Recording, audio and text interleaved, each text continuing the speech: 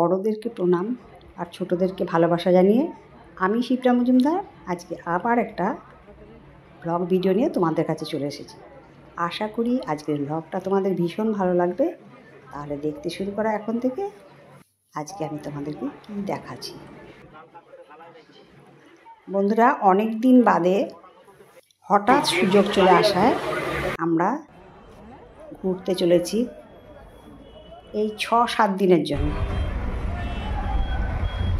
আমরা প্রথমে ট্রেনে করে মধ্যমগ্রাম থেকে বেরিয়ে পড়েছি, তারপরে ট্যাক্সি নিয়ে চলে এসেছি শালিমার। এটা হলো শালিমার স্টেশন। এখান থেকেই আমাদের যাত্রা শুরু হবে। আমাদের ট্রেন চলে এসছে, আমরা যার সিট নিয়ে বসে পড়েছি।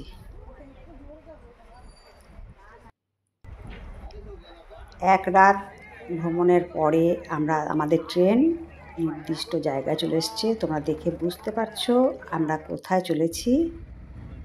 আমরা সবাই মিলে দল বেঁধে চলে এসেছি পুরীতে। বেশ কিছুক্ষণ রেস্ট নেওয়ার পরে আমরা সমুদ্রের পাড়ে চলে এসেছি একটু জলে ভেজার জন্য।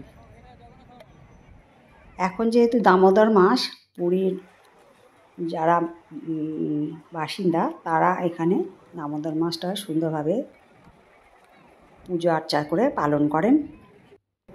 আমি আর দিদি চলে এসেছি একটু সমুদ্রদেবকে দর্শন করার জন্য আর একটু মাথায় জল ঠেকিয়ে নেব, পরে আবার আসবো।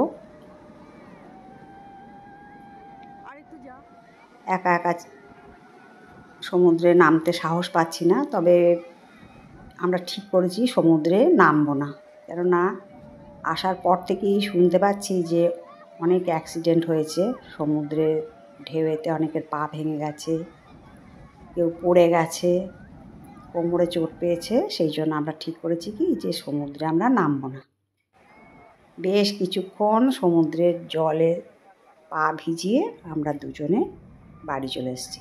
যাই হোক, এটা হলো পরের দিন। আমরা পুরীর সাইট সিনটা করতে যাচ্ছি। সাইট সিন বলতে অনেক জায়গায় দেখেছি, যে জায়গাগুলো দেখিনি সেই জায়গাগুলো আমরা দেখতে চলে এসেছি।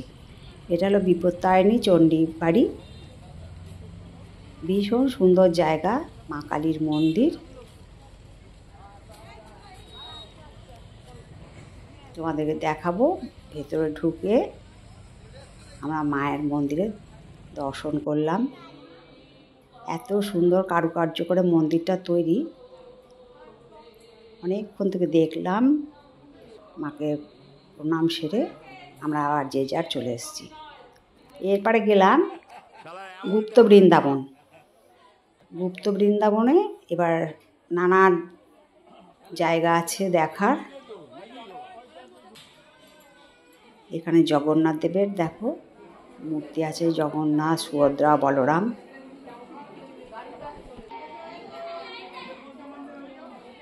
এক এক জায়গার এক এক নাম আছে, সমস্তটা আমাদের জানা হয়নি। আর এখানে দেয়ালে খুব সুন্দর সুন্দর চিত্র করা আছে আর নানা রকমের মডেল বসিয়ে এই গুপ্ত বৃন্দাবনটা তৈরি হয়েছে। আমরা চারদিক ঘুরে ঘুরে দেখলাম। এখানে চৈতন্য মহাপ্রভুর বিশাল বড় একটা মূর্তি, আর এখানে তার প্রথম যে শিষ্যরা তাদের মূর্তি বসানো আছে। আমরা একে একে প্রত্যেকটা মন্দির দর্শন করে নিচ্ছি। এখানে আছে গৌর নিতাই।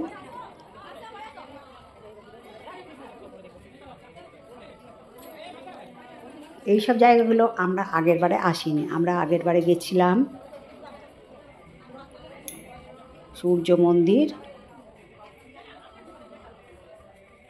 লিঙ্গরাজ টেম্পল, নন্দনকানন, তারপরে উদয়গিরি, খণ্ডগিরি, সমস্ত কিছু আমরা দেখেছিলাম সেবার। আর এই জন্য এবার এসেছি জগন্নাথ দেবের মাসির বাড়ি, পিসির বাড়ি, তারপরে গুপ্ত বৃন্দাবন, চন্দনবাড়ি, এই সমস্ত জায়গাগুলো দেখার জন্য। আর আমরা এবছর একটা গ্রুপে এসেছি। অন্যান্যবারে আমরা 2-3 জন মিলে আসি। এবার একটা গ্রুপে করে হঠাৎ করে আসা হয়েছে। অনেকবার আমাদের এই পুরী ভ্রমণ ভেস্তে গেছে, হয় টিকিট পাইনি, তা না তো ঘর পাইনি, এরকম করে অনেকবার ভেস্তে যাওয়ার পরে যাই হোক দিদি চলে যাবে তার আগের মুহূর্তে হঠাৎ করেই আমাদের এই প্রোগ্রামটা চলে আসায় আমরা কিন্তু পুরী চলে এসেছি। দেখো এখানে নানা রকম স্থান আছে, এখানে কত সুন্দর সুন্দর জায়গা। এখানে অনেকে এনগেজমেন্ট রিং পরায়, আবার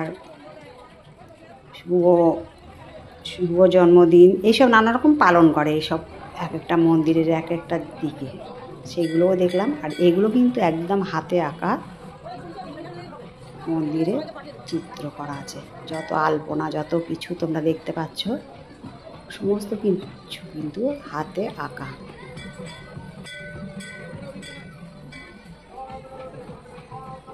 মোট কথা আমাদের ভীষণ ভালো লেগেছে গুপ্ত বৃন্দাবন। এখানে রাধা কৃষ্ণ দেখো দোলনায় দোল খাচ্ছেন, দেখো এখানে একটা শিকলের সাথে বাঁধা আছে, যার যা ইচ্ছা তারা কিন্তু রাধা কৃষ্ণকে ছুঁয়ে একটুখানি দোলন দেয়।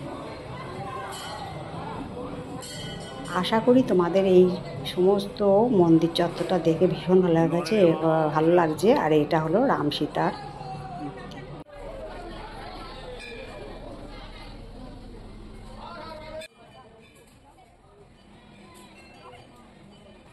তোমরা দেখো, আমি আর এখন বেশি কিছু বলছি না, আশা করি তোমাদের দেখতে ভীষণ ভালো লাগবে।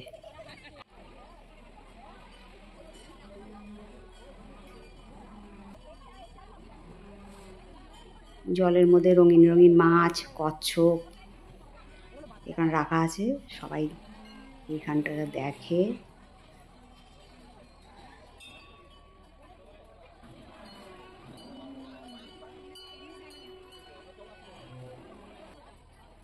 আর এখানে একটা চক্র আছে, এই চক্রটাকে সবাই একবার করে হাতে ছোঁয়ার চেষ্টা করে, ঘোরায়।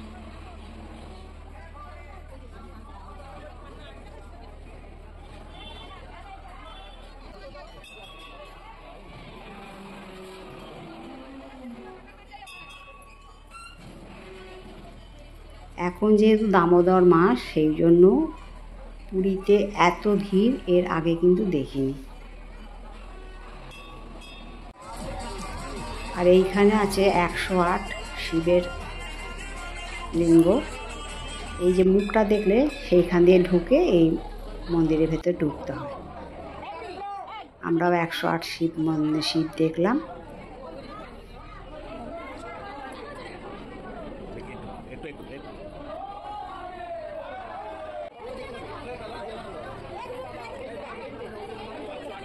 একশো আট শিবকে সবাই ছুঁয়ে একটু প্রণাম করছে। দেখো সবাই মিলে ইয়ে করছে, প্রচুর ভিড়।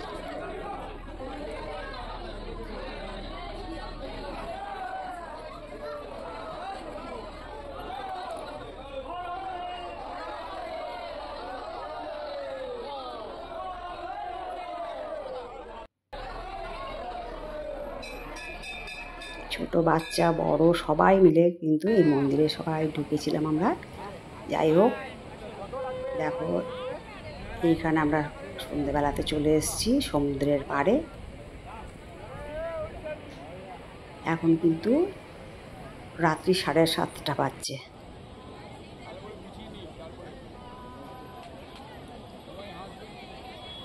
সমুদ্রের পাড়ের দোকানপাট যথারীতি যেমন বসেছে সেরকম। আর সন্ধ্যেবেলাতে ঢেউটা একটু বেশি হয়। আর যেহেতু এখন প্রচণ্ড পরিমাণে নিম্নচাপের আবহ সৃষ্টি হয়েছিল, সেই জন্য এইভাবেই কোনো রকমকে কাটিয়ে আমরা তাড়াতাড়ি করে ঘরে ঢুকে পড়লাম। প্রচণ্ড আকাশে মেঘ করেছে। এবারে বাড়ি চলে এসেছি। দেখো ছাদ থেকে হঠাৎ খুব সুন্দর বাজনার শব্দ শুনে আমরা ছাদে এসে দেখি যে এত সুন্দর একটা প্রসেশন করে কালী ঠাকুর বিসর্জন দিতে চলেছে।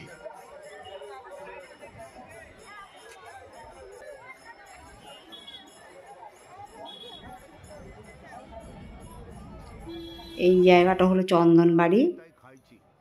আমরা সব জায়গা ঘুরে ঘুরে দেখেছিলাম।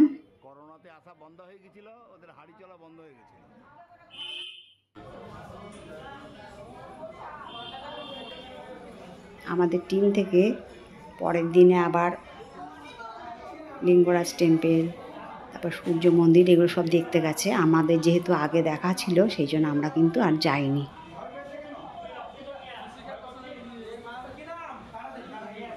আর সত্যি কথা বলতে কি, এবারে পুরীর পাণ্ডাদের এত দুর্ব্যবহার, এত বাজে, প্রত্যেকটা মানুষের মুখে মুখে এটা কিন্তু সমালোচনার একটা বিষয় হয়ে গেছিল। শুধু পাণ্ডাদের না, জনসাধারণেরও খুব বাজে ব্যবহার ছিল, যেটা এর আগের বারে এসে কিন্তু দেখতে পাইনি।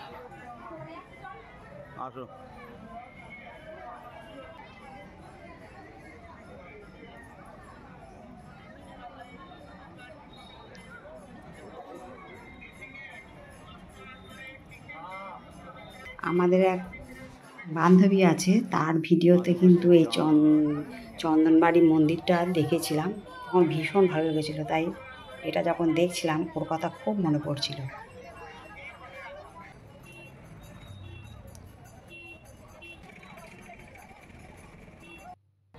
আর এটা হলো জগন্নাথ দেবের মাসির বাড়ি। এটা হলো গুন্ডিচা মন্দির। যেহেতু এখন পরিমার্জন হচ্ছে, সংশোধন হচ্ছে, এই মন্দিরগুলো তো অনেক দিনের পুরনো, সেই জন্য একটুখানি মাঝে মাঝে সংমার্জনা করা হয়, যার জন্যে মন্দিরে কিন্তু কেউ ঢুকতে পারেনি। আর যেই ভদ্রমহিলা বসেছিলেন উনি হলেন একজন বাঙালি ভদ্রমহিলা, ওনাকে সবাই মাসি বলেই সম্বোধন করে। যাই হোক, আমাদের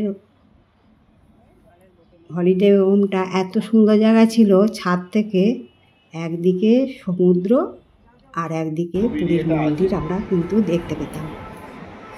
ঘুম থেকে উঠে জগন্নাথ দেবকে প্রণাম জানাতাম, তারপরে আমাদের দিনটা শুরু হতো। ঘোরাফেরা, খাওয়া, আনন্দ, এই নিয়েই আমাদের আজকে এই কদিন বেশ সুন্দর কেটে গেছে। আকাশের অবস্থাটাও তোমাদেরকে দেখালাম, ঘন কালো জল হয়ে গেছে, এত সুন্দর সমুদ্রের জলটা পুরো কালো, মাঝে মাঝে মেঘ ভীষণ চমকাচ্ছিল। যাই হোক, অনেক দিন বাদে রামধনু দেখতে পেয়েছি, সেটাও তুলে ধরেছি। যাই হোক, খুব আনন্দ করেই আমরা আবার পুরী থেকে ফিরলাম। আশা করি আজকের ভিডিওটা তোমাদের ভালো লাগে। যদি ভালো লাগে লাইক, শেয়ার, কমেন্ট আর সাবস্ক্রাইব করে আমার চ্যানেলের পাশে থাকো। তাহলে রাখলাম, কেমন? টাটা।